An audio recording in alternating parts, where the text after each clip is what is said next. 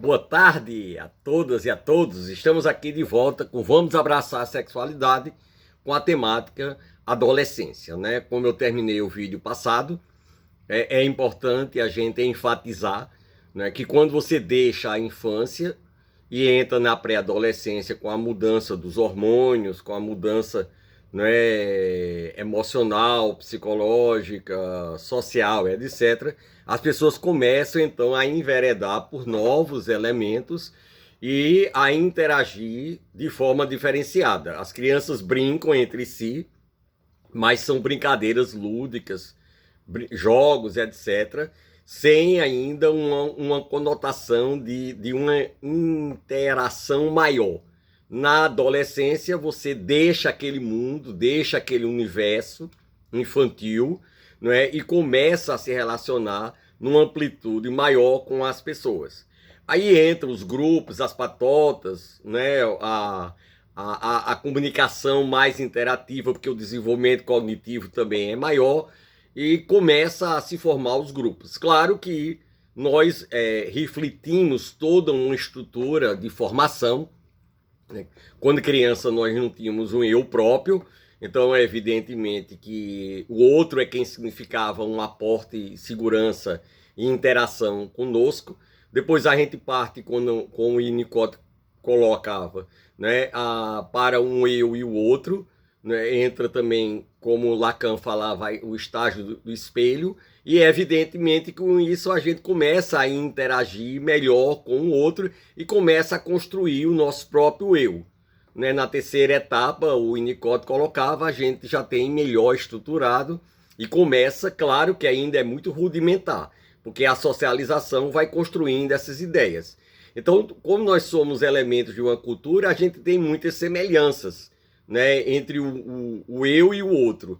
É evidentemente que nós vamos começar a interagir com os grupos sociais a partir dessas referências que a gente traz internalizadas dentro da gente. É evidentemente que os grupos se relacionam mais, não é, interagem, não é, grupos de 3, 4 pessoas ou até mesmo grupos maiores. Né? Me lembro da minha adolescência que a gente era um grande grupo de umas 20 pessoas, a gente saía junto, ia para os cantos, ia tomar um sorvete, né? Brincava quadrilha, porque eu sou da cidade do interior, então aqui em Pernambuco existe muito isso, e consequentemente a gente teve, né, uma proximidade que era grupos que se formavam principalmente na escola que nós estudávamos, o que é muito natural, que às vezes a gente tem relação com outras pessoas de outros grupos e de outras escolas, mas geralmente é aquele ambiente que está. E a gente vai se identificando, como, por exemplo, os mais estudiosos tinham os grupos, né, que se reuniam, né, os mais brincalhões de outro grupo, dividindo também tinha essas diferenças, tinha grupos e etc., que partilhavam, né, dos interesses mais ou menos próximos pela nossa formação e pelas nossas identificações. Então, esses grupos eram formados, e na medida que esse grupo era formado, a gente ia interagindo, ia construindo, né, aquela cooperação, aquela empatia, né, que é inerente aos seres humanos de um modo geral. E lá nós iríamos caminhando para a vida, né, as brincadeiras agora com maior intensidade, com diferenças da nossa capacidade cognitiva e emocional. Também nós iríamos passar por mudanças ainda até chegar ao mundo adulto, mas nesse contexto começa a aparecer, né, os elementos que o Freud colocava, né, que ele já falava sobre essa fase da adolescência, que seria a fase genital na compreensão psicanalítica, que é a saída do autoerotismo para o heteroerotismo. Então, isso permite essa socialização, permite essa ampliação, permite que a gente saia, que a gente tenha mais mobilidade, que não fica mais tão dependente do pai e a mãe levar, embora ainda se perdure durante um bom tempo, mas a gente tem essas ligações mais específicas, mais pontuais com os grupos que a gente convive. Festas, bares, roda de amigos, encontros, shopping, praia quando tem, cinema, teatro, não é? Sair mesmo para passear, se divertir, conversar. E aí começa a aparecer os interesses eróticos também aí nesse conjunto de questões. E esses interesses eróticos, né, que você já está na fase do hétero erótico, não é independente da perspectiva da orientação sexual, mas já está numa fase que você sai para outra pessoa, não é? E aí tem pessoas que seguem o caminho do heteroerotismo e outras que seguem o caminho da homoafetividade. Isso é dependente de cada um e da estrutura psíquica e emocional de cada pessoa.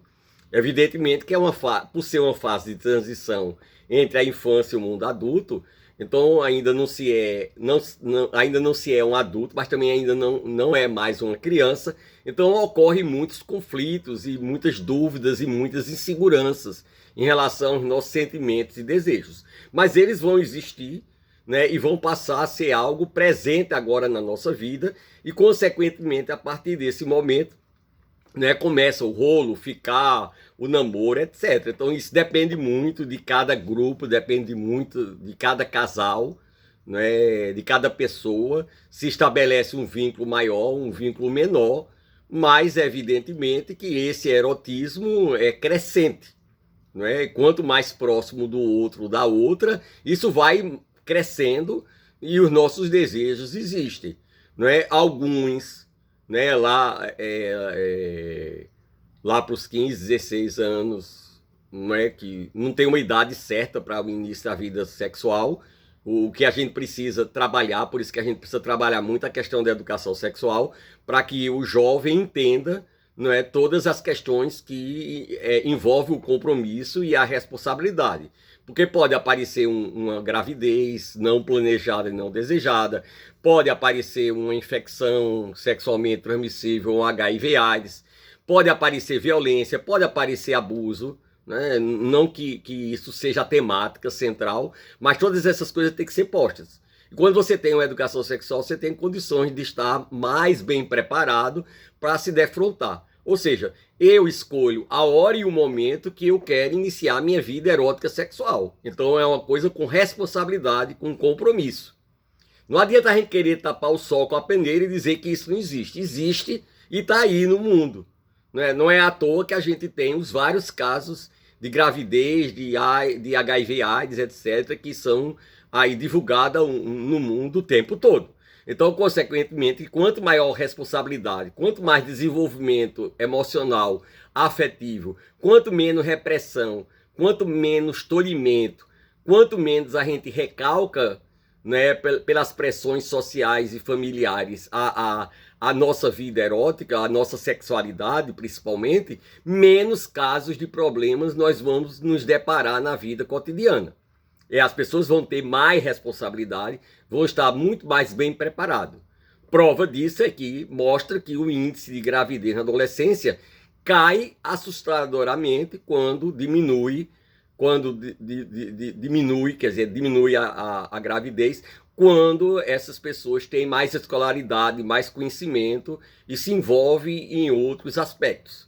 Evidentemente que isso faz parte da nossa sociedade e varia de pessoa para pessoa, né? Mas a intimidade promove, a intimidade traz à tona esses desejos, esse erotismo, que é inerente e natural a todo mundo, só que a gente precisa de compromisso e responsabilidade nos atos que a gente toma, né? Porque a gente ainda estuda, né? Alguns iniciam o trabalho, dependendo das condições de vida, outras pessoas estão em desenvolvimento, quer dizer, ainda não se está preparado para a vida adulta. Consequentemente, que esse não preparo limita muito, não é, a nossa vida em termos de um casamento, ou em termos de uma infecção, ou qualquer uma outra questão que possa implicar em deixar os estudos, que possa nos afastar da sociedade, que possa nos afastar desse crescimento. Consequentemente, não é, o desejo não deixa de existir, mas existe a masturbação, que é algo natural, comum a toda a humanidade, não é? E que pode ser muitas vezes um substituto, não é, a essa vida que ainda não está preparado. Embora hoje possa se conhecer todos os métodos de contracepção e principalmente a camisa, que previne a gravidez, como também as infecções, ainda é uma coisa que muita gente não usa, principalmente na juventude. Além de todos os outros elementos que envolvem e que, né, estaremos trabalhando a partir de agora, porque a temática é muito ampla e não dá tempo de um vídeo só trabalharmos tudo. Espero que vocês tenham gostado, dê lá o like, façam perguntas no chat para que eu possa responder, não é? Estejam presentes, divulgue o trabalho, não é fácil um trabalho de educação sexual ser muito visto, então estimule as pessoas a se inscreverem, a participar, né?